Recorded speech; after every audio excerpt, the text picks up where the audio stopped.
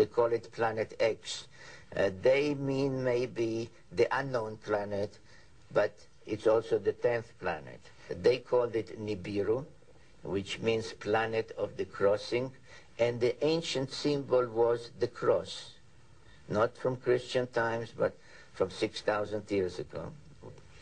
And they say that this planet, the 12th member of our solar system, has a very large orbit of 3,600 years, and every 3,600 years it comes between Mars and Jupiter close to us. And it is then, they said, that people that look like us, not with little horns or green, people that look like us, started to come between their planet and Earth about 450,000 years ago.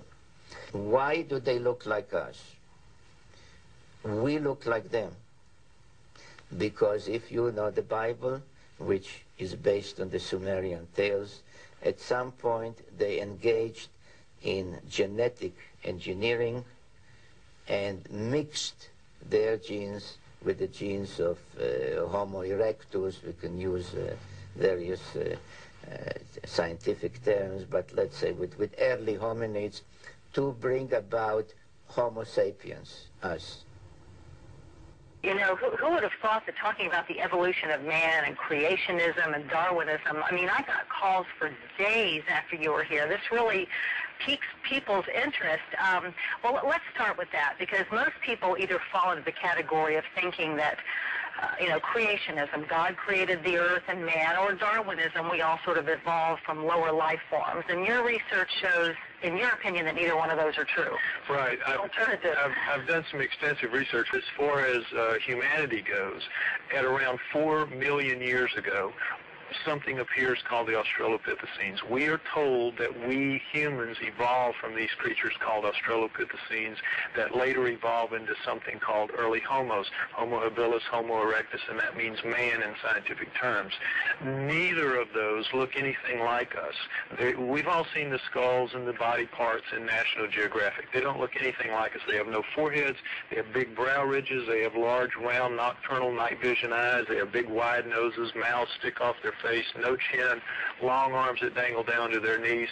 In no way do they look human. So anthropologists don't argue the point. They say, you're right, there's nothing that looks human in the so-called pre-human fossil record. This is where the missing link comes in, exactly, that there's something between pre-human man and... They say we're going to find someday something that is going to indicate a transition from these creatures that existed to man, which looks nothing like them. Humans have no place in the natural flow of life on Earth.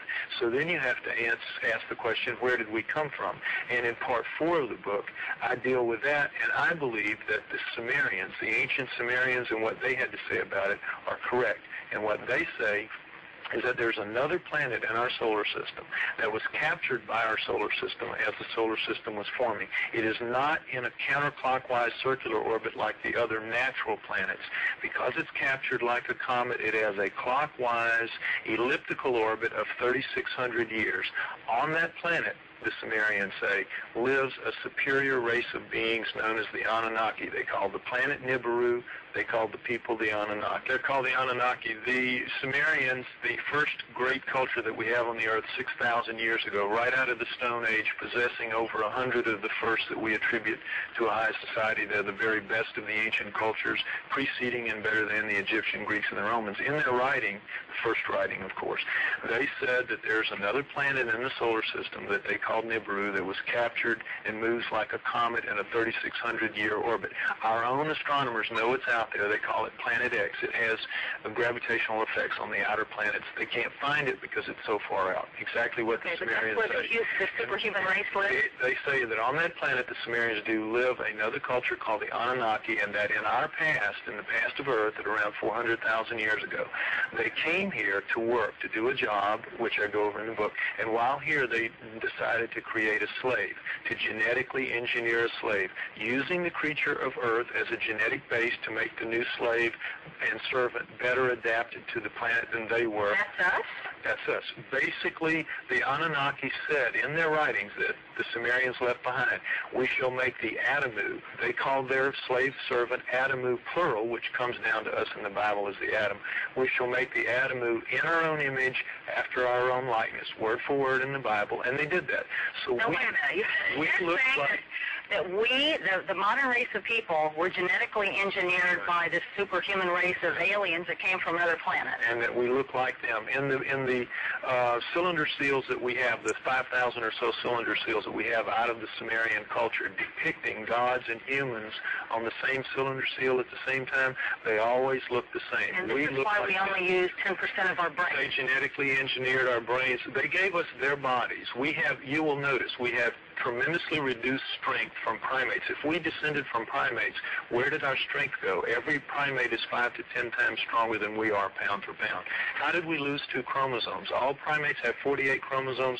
We have 46. That is an awful lot of DNA. Where did it? If you read the Sumerian texts, the Anunnaki flourished from around 400,000 years ago, and by the way, they called where they lived in the Tigris-Euphrates Valley, the Eden.